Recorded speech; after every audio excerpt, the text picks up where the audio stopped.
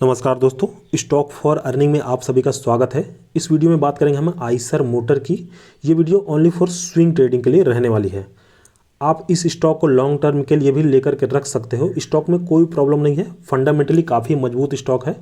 लेकिन ये video only for swing trading के लिए रहने वाली है। According to fundamental and technicals आगे के टारगेट्स क्या रहने वाले हैं, इस स्टॉक में स्टॉप लॉस क्या रखना है, हम इसी बात पर डिस्कस करेंगे। आज ही मैंने इसमें अपनी पोजीशन बनाई है। 1,48,000 रुपये की टोटल क्वांटिटी है 38 और बाय प्राइस है मेरा 3,905 रुपये, जिसमें अभी मुझे लॉस हो रहा है 788 रुपये का। करंट प्राइस अभी चल रहा है इसका 3,884 रुपये। अगर यहाँ से अभी भी स्टॉक में गिरावट होती है इसमें, तो मेरा जो निचले लेवल का जो टारगेट है, अगर वहाँ पर स्टॉक आता है तो वहाँ से मैं इसमें और अभी क्वांटिटी ऐड करूँगा। तो आइए सबसे पहले हम इस स्टॉक के चार्ट पे चलते हैं। तो यहाँ पर हम इसके चार्ट में अगर देखें तो यहाँ पर जो 2017 में इस स्टॉक ने अपना हाई बनाया था 3,200 रुपये का, वो एक तरह से इस स्टॉक के लिए यहाँ पर 2022 में एक सपोर्ट का काम किया, क्योंकि यहाँ पर आप देख सकते हो उसके बाद से इस स्टॉक में लगातार हमको गिरावट देखने को मिली। लेकिन फिर उसके बाद जब इस स्टॉक में रिकवरी हुई तो इसने अपने पिछले हाई को यहाँ पर ब्रेक कर दिया था। यहाँ पर देख सकते हो आपने इसमें जो इसका 3,200 का पिछला हाई जो था उसको यहाँ पर इसने ब्रेक कर दिया। अब उसके बाद जब इस स्टॉक में गिरावट हुई तो वही इसका जो पिछला हाई था 3,200 रुपये, वो इसका एक तरह से सपोर्ट का काम किया। तो यहाँ पर एक तरह से इसका ये सपोर्ट बन चुका है 3,200 रुपये के लगभग। अब अभी जो इस स्टॉक ने हाई बनाया था ये 3,700 रुपये के लगभग, तो ये भी एक तरह से अब ये सपोर्ट का काम करेगा, क्योंकि यहाँ पर इस स्टॉक ने एक नया हाई बनाया है 4,200 रुपये का। तो ये एक नया हाई बन चुका है। तो अब ये इस स्टॉक को एक तरह से सपोर्ट का काम करेगा। तो अगर इस स्टॉक में गिरावट होती है तो मेरा इस स्टॉक में टारगेट रहेगा 3,600 तक। मुझे लगता है ये स्टॉक गिर के जा सकता है। यहाँ पर आप देख सकते हो ये 3,600 रुपये का लगभग मुझे यहाँ लगता है इस स्टॉक में गिरावट हो सकती है, ये जो रेंज है। वैसे अगर ज़्यादा गिरावट होती भी तो कोई स्टॉक ऐसा नहीं कि फंडामेंटली वीक है जहाँ पर अगर आप लेते तो फंस जाओगे, आगे चल के ये आपको पक्का रिटर्न बना करके देगा। लेकिन मुझे लगता है अगर यहाँ से भी गिरावट होती है तो 3,600 रुपये तक ज़्यादा से ज़्यादा गिरावट होगी। अब इसमें एक बात ये भी निकल करके आ रही है, यहाँ पर आप देख सकते हो ये अपने 50 डे मूविंग एवरेज को काफ़ी अच्छे तरीके से फॉलो कर रहा है, और यहाँ पर ये एक तरह से ये भी सपोर्ट का काम कर रहा है इसका ये 50 डे मूविंग एवरेज। और उसके नीचे जस्ट इसका जो ये है 200 डे मूविंग एवरेज है, तो ये भी एक तरह से सपोर्ट का काम कर रहा है। जैसा कि आज हमें मार्केट में गिरावट देखने को मिली है, तो हो सकता है अगर 1-2 दिन और गिरावट रहे तो हो सकता है ये स्टॉक यहाँ तक गिर के आ सकता है 3,600 रुपये के लगभग। अगर उससे ज़्यादा गिरेगा तो उसका गिरने का कारण फिर यही होगा कि मार्केट में ही बहुत ज़्यादा गिरावट हमको देखने को मिलेगी, तभी ये स्टॉक में इतना ज़्यादा हमको गिरावट देखने को मिल सकती है। अदरवाइज़ बाकी ऐसा कोई चांस नहीं कि इस स्टॉक में गिरावट हमको देखने को मिले। तो यहाँ पर इसका डाउनफॉल मुझे वही 3,600 से 3,600 के लगभग ही मुझे लगता है कि वहाँ तक जा सकता है। वहाँ से मुझे लगता है फिर ये स्टॉक पक्का रिकवर करेगा, लेकिन अभी फ़िलहाल मुझे लगता है यहाँ से ही शायद ये स्टॉक रिकवर कर जाए।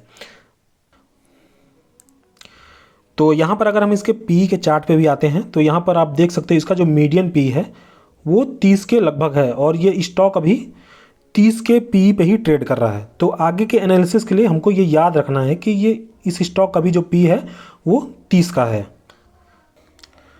तो देखिए टेक्निकल एनालिसिस करके तो हमने इस स्टॉक का एक तरह से डाउन साइड निकाल लिया कि ये स्टॉक में कहाँ तक गिरावट हो सकती है। अब यहाँ पर हमें फंडामेंटल एनालिसिस करके ये पता करना है कि अगर ये स्टॉक ऊपर जाता है तो कहाँ तक जा सकता है। तो उसके लिए हमको सबसे पहले यहाँ पर देखना पड़ेगा इस स्टॉक का ये दिसंबर क्वार्टर के जो रिज़ल्ट थे।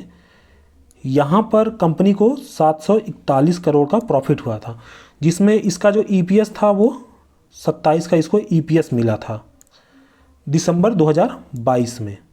ठीक है, तो अब इसका जो दिसंबर 2023 के जो रिज़ल्ट आने वाले हैं वहाँ पर अगर कंपनी ये जो सितंबर 2023 का जो कंपनी रिजल्ट पेश किए इसमें जितना इसको प्रॉफिट हुआ अगर उतना ही होता है तो यहाँ पर दिसंबर क्वार्टर में भी 2023 में इसको ईपीएस हम मान के चलते हैं कि ये 37 का ही ईपीएस मिलता है।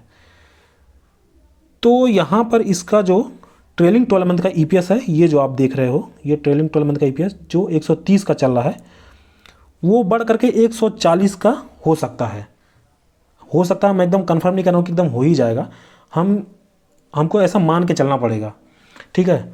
तो अब स्टॉक का पी चल रहा है 30 का, और अभी जो क्वार्टरली रिजल्ट आएंगे वहाँ पर इसका ट्रेलिंग 12 मंथ का ईपीएस है वो अगर बढ़ करके 140 का हो जाता है, जो अभी 130 का चल रहा है।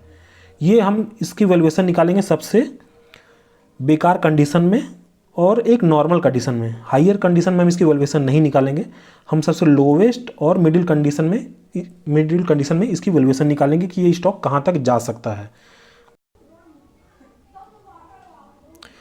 तो देखिए अभी जो हमने इसके दिसंबर क्वार्टर के जो रिजल्ट आने वाले हैं उसके बाद हमने जो इसका ट्रेलिंग 12 मंथ का जो ईपीएस है उसको हमने निकाला था, तो वो हम ये मान के चले थे कम से कम 140 तक जा सकता है।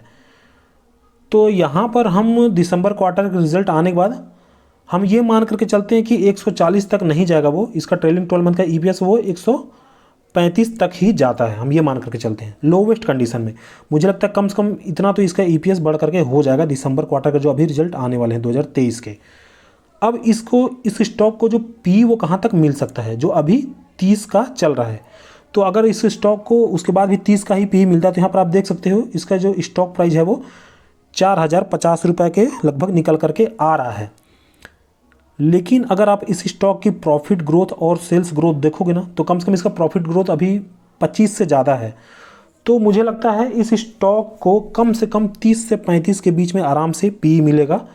जैसा कि अभी मार्केट में सिचुएशन बनी हुई है, मार्केट अभी ऑल टाइम हाई पे ट्रेड कर रहा है, और अगर आगे भी ऐसे ही मार्केट में सिचुएशन बनी रहती है कुछ दिनों के लिए तो मुझे लगता है आराम से इस स्टॉक को 30 से 35 के बीच में पी इसको आराम से मिलेगा।